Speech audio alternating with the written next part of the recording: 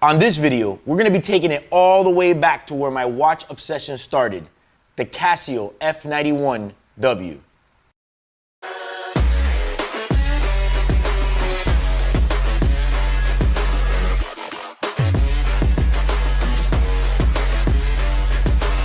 So I've always been into watches. I mean, I've liked watches since I was a little kid. And yes, nowadays I do have really nice watches and I am exposed to a lot of fancy and expensive watches. But at the end of the day, I'm a watch guy at heart. Doesn't matter what the price is. To me, a watch guy is a watch guy. I mean, after all, there are people out there that don't even like wristwatches. What do you need a watch for? You have a cell phone. So you know who you are. If you guys like watches, then that's already half the battle, because there are people that do not like watches at all.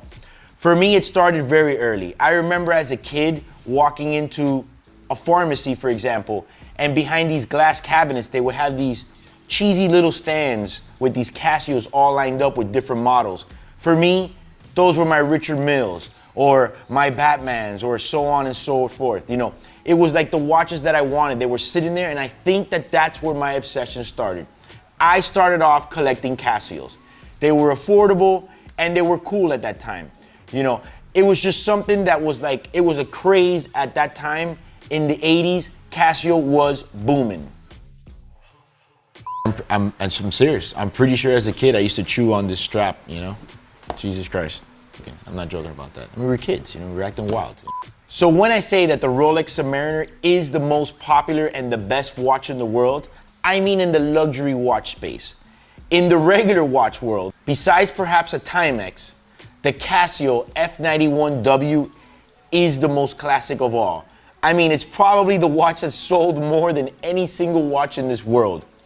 Come to think about it, I haven't held one in my hand for easily 25 years. So I went on Amazon and I ordered one. Did this thing just beep? Yeah, it did. Cool. That was a little kid, so it probably fit perfect, but it just feels like a piece of shit, just to tell you the truth, you know? It just feels like a rubber band. It feels like a piece of shit. So I went on Amazon and I actually ordered one, and when I received the watch, the first thing that I realized is how small it is. I mean, I put it on my wrist and I was like, what the heck? It looks like a Fitbit of how small it is. But the second I held it in my hand, it did bring back a lot of memories. I mean, these watches were so cool back then. They were like water resistant-ish, you know? Back then, for me, a watch that could get a little bit wet and not get destroyed was a big deal, considering that this was a quality watch back then. So I don't know where it all starts. I mean, where is it with these Casios that brings back this nostalgia? I kind of wish that I would have kept all the Casios that I had in the past. I did have an interesting collection of them. From there, they went to the calculator watches and so on and so forth. This is way before the G-Shock era. But overall, they do have a special spot in my mind for collection. So if you're out there collecting Casios, I totally understand. Introduced in 1989, the Casio F91W had a retail price of about $20. It was like $18.95. For some reason, I just feel like it was a lot more money, or I guess I was just a lot younger and it felt like a lot more money. But I do remember being a little bit more expensive. You know, nowadays I'm sure they could probably really make this for about 5 cents. But it's crazy. 1989, you had an alarm, a stopwatch, a little small LED light, which I don't even think was LED yet, but it was some type of small incandescent bulb. Had a lot for $20. I mean, overall, I think it's just the most universal, cheap watch of all time, okay? I'm not exactly sure what the millimeters are, but I swear to God, it feels like it's a 34 millimeter square case. It feels like it weighs nothing. 20 grams is what it weighs, and Casio produces around 3 million of these a year. I mean, where are they all, or where do they all go to? I have no idea. But that sounds like a lot of watches between now and back then, 1989. That's a whole lot of production. Where are they now? There should be an entire island full of them. But this watch is pretty much for me where it all started. From here, I only wanted to get the higher model and the better one. And that's kind of the way this watch collecting thing goes. You start off with one, you think that you're happy and you think it's the last watch you ever have. It's not so easy. I'm pretty sure I pushed the light button on mine so many times that I ended up wearing it out. I'm pretty sure. I also remember like as a kid, like my fingers hurting when I would push these buttons in to adjust it. Like now with my big ass finger, I feel like I'd push it and just break the damn watch. So nowadays in 2019, I feel like this watch, and I don't want anybody to get upset what I'm gonna say right now, but I feel like it's the ultimate hipster watch right now. They make it in a steel band, also in a gold band, and it's got its thing, you know, it's something cool, it's very throwback. So I feel like this is the ultimate hipster watch right now. And it's very in fashion, we will say. Crazy part is that Casio has caught on to that, and they actually released the model W217H, which is the same watch but a little bit bigger. In theory, you would think that bigger is better, but actually it seems a little bit awkward. I feel like the head is too big and they use the same size strap. So I'm not really sure that I like it. In this case, I would take the original F91W over that new version, the W217H. I don't like it. I think it looks a little bit weird. It's crazy that I did this type of video just because I haven't really done anything like this before. I don't know where it was that I saw one. I think one of the guys here that works with me at the office brought one in a metal band, and it completely blew me back all the way to the 90s. You know, from here they had these other models that had like geographic maps in there, which I don't even know what they were for.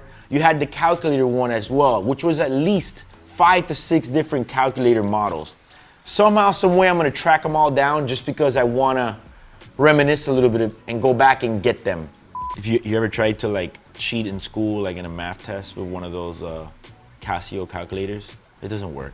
It's like this little ass screen with these stupid buttons. I mean, I had one, didn't work. Plus teachers caught on to it. Overall, you get a lot of value with the features of this watch for 20 bucks or under. I mean, it might even be for $10 on Amazon. I can't remember what I paid for it. But you get a little bit of everything. You get an alarm, you get a stopwatch, you get a day and a date function. I mean, you can't really ask for more. They last, and when it breaks, you throw it away and just get another one. One thing I noticed that this watch in the back says made in Thailand. Pretty surprised it didn't say made in China, especially for that price.